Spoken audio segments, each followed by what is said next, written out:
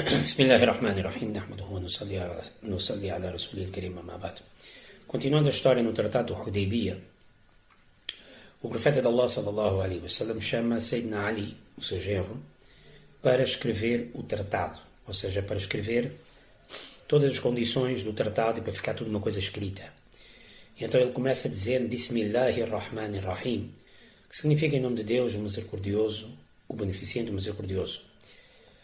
Mas Suhail, como sabem, Suhail era da parte dos Quraishitas, era um homem que veio fazer o tratado com os muçulmanos. Ele diz que não, nós não queremos Bismillahirrahmanirrahim, nós não somos muçulmanos. Ponha Bismikallahumma, que basicamente significa a mesma coisa, em nome de Deus. O profeta, percebendo isso, que ele estava a querer impor a sua maneira, aceitou. E depois, a seguir de Bismikallahumma, escreve: este é um tratado entre Muhammad Rasulullah, o profeta de Allah, com Suhail bin Amr. Mas mais uma vez Suhail bin Amr diz que nós não queremos Rasulullah escrito, porque o profeta de Allah nós não aceitamos assim como profeta. Então o profeta manda tirar e ele manda pedir Muhammad bin Abdullah, Muhammad filho de Abdullah. Dizem que Sayyidina Ali até não quis, recusou apagar a palavra Rasulullah, e o profeta teve que apagar para pôr no seu lugar, Ali escreve no seu lugar, bin Abdullah. Isto naturalmente tinha a ver com o facto de Sayyidina Ali perceber que ele era incapaz de apagar o nome do profeta, mas o profeta, percebendo isso, disse: não há problema, deixa-me que eu apago. Ele apagou e em cima pôs Muhammad, filho de Abdullah, e as cláusulas começaram a ser escritas. A primeira condição era que este ano, onde eles estavam, no ano 6, não iria haver peregrinação, eles tinham que ir-se embora e só podiam voltar no próximo ano, onde teriam 3 dias, a cidade seria esvaziada e os muçulmanos podiam fazer a sua peregrinação somente no ano a seguir. Número 1. Número 2. A partir deste momento, qualquer pessoa que se convertesse ao Islão não podia imigrar-se para a cidade de Medina. No entanto, quem realmente quisesse abandonar a cidade de Medina podia abandonar sem qualquer problema. Ambas as situações, o profeta de Allah sallallahu alaihi wasallam, percebendo que eram injustas, mas aceitou em nome da paz e em nome da trégua e em nome de não haver guerra. O que acontece é que, e naturalmente isso deixou os discípulos bastante tristes com a situação, porque eles estavam à espera de fazer a peregrinação, bem como ficaram tristes porque até aquele momento todas as pessoas que se convertiam vinham viver a Medina estava a crescer e esta trégua iria obrigar que isso parasse. Suhail, de uma certa maneira, faz essas duas tréguas e com isso consegue, de uma certa maneira, manter e impor a palavra dos Quraishitas, que era: este ano ninguém vai fazer a peregrinação, e ao mesmo tempo também consegue estancar realmente a saída de pessoas da cidade de Meca ou de outros lados para a cidade de Medina. E principalmente o filho dele. Como sabem, semana passada eu vos contei que o Suhail bin Amr, o homem que na altura não se tinha convertido, era ele que estava a conduzir as negociações. Ele era um político e ele tinha 2 filhos. Um filho que era Abdullah, que tinha-se convertido ao Islão e tinha realmente, na batalha de Badr, à noite, tinha passado para o lado dos muçulmanos, tinha-se convertido e estava realmente com os muçulmanos. E isso deixou Suhail muito envergonhado.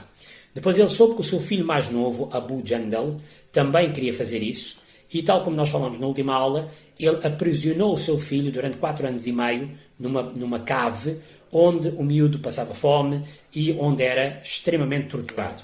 Ora bem, diz-se que na altura, quando isto acontece, Abu Jandal, quando descobre que os muçulmanos estão realmente em Meca, portanto já estão lá fora, consegue arranjar uma forma e foge da cave e consegue chegar até ao acampamento dos muçulmanos em Hudaybiyah. Bastante feliz que finalmente conseguiu soltar-se e agora iria ficar com os muçulmanos e mais tarde iria voltar para a cidade de Medina. O que acontece é que o teste de Allah é o teste de Allah.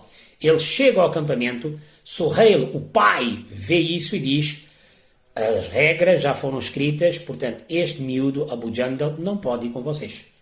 e ele vai voltar para Meca, deixando Abu Jandal extremamente triste, porque ele tinha conseguido chegar, mas o tratado já estava assinado, ele tinha que voltar para trás.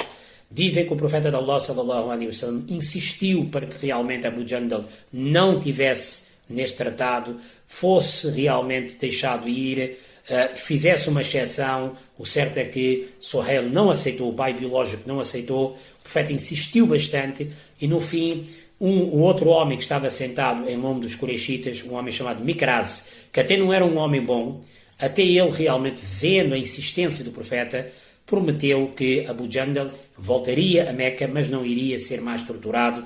E assim Abu Jandal, muito triste, volta para Meca. Naturalmente ali há uma passagem que diz que Omar, radiallahu anhu, até ofereceu uma espada a Abu Jandal para realmente levar e fugir, mas ele não quis fazer efetivamente isso. E assim Abu Jandal regressa para Meca acorrentado e não pode mais ir para Al-Madina. E assim o acordo ficou. Em troca deste acordo, o que é que realmente havia? Em troca deste acordo, haveria uma trégua de 10 anos. 10 anos onde haveria paz. Não haveria guerra, nem havia espada, nem havia armadura.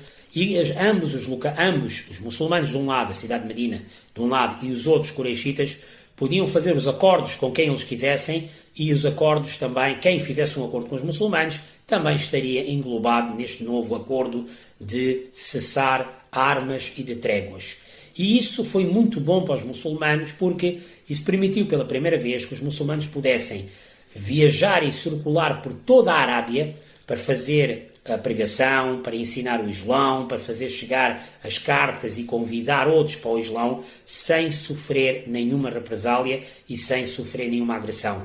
Parece que não, mas isto permitiu que nos próximos 1 ou 2 anos o número dos muçulmanos vai quadriplicar, porque aí as pessoas já não vão ter mais medo de aceitar o Islão. A única coisa que não podiam fazer, naturalmente, seria não podiam viajar para Medina, não podiam realmente emigrar para Al-Madina. Houve as testemunhas que estiveram neste tratado, nomeadamente os grandes companheiros, os califas do Islão, os futuros califas do Islão, Abu Bakr, Omar, Uthman e Ali, e naturalmente que este tratado fica fechado. Suhail ibn Amr volta para Meca muito feliz porque conseguiu as duas situações que ele queria. Primeiro, consegue impor que não vai haver peregrinação e segundo, consegue estancar que já ninguém mais vai para a Medina e nomeadamente o seu filho que queria também lá ir. Omar, ao ver essa situação toda, ele próprio diz, quando conta as suas vidas, que se não fosse o profeta ter feito esse tratado, sallallahu alaihi wasallam, eu não teria feito esse tratado, não teria aceito esse tratado. Mas só aceitei porque o profeta é o profeta, sallallahu alaihi wasallam. Mesmo assim, Omar diz que ele foi falar com o profeta, sallallahu alaihi wasallam, porque ele sentiu que dentro de todos os discípulos estava uma tristeza muito grande, as pessoas estavam chateadas, porque não estavam à espera desse tratado. E no hadith Bukhari, Omar próprio pergunta retoricamente ao profeta de Allah, sallallahu alaihi wasallam, que diga-me, não é o Senhor o mensageiro verdadeiro? O profeta diz que sim. E ele diz, não estamos nós na verdade e eles, Qurayshitas, estão na mentira? O profeta sallallahu alaihi wasallam diz que sim. E ele diz, então porquê é que fizemos esse tratado que para nós não nos está a fazer bem? Aí ao profeta de Allah, sallallahu alaihi wasallam, disse aquilo que eu meti no screen, que eu sou o mensageiro de Allah, Allah me pediu para fazer esse tratado e Allah me vai ajudar. Para aí, Omar radiallahu ta'ala não falou mais e apenas disse que, mas o sonho diz que nós vamos fazer a peregrinação, não é verdade? O profeta sallallahu alaihi wasallam diz que sim, mas não diz que teria que ser este ano. Pode ser para o ano, inshallah. E ao ouvindo isso, Omar vai falar com Abu Bakr, e é curioso que Abu Bakr, o número 2 do profeta, sallallahu alaihi wasallam, e sem dúvida o homem que mereceu ser, depois da morte dele, o primeiro califa, ele faz as mesmas perguntas e, curiosamente, Abu Bakr responde exatamente da mesma maneira, e no fim Abu Bakr até chama a atenção a Omar dizendo, Omar, tu não deves fazer esse tipo de perguntas, porque não te cabe a ti fazer esse tipo de perguntas. O profeta, sallallahu alaihi wasallam, é o profeta, tu não és igual a ele.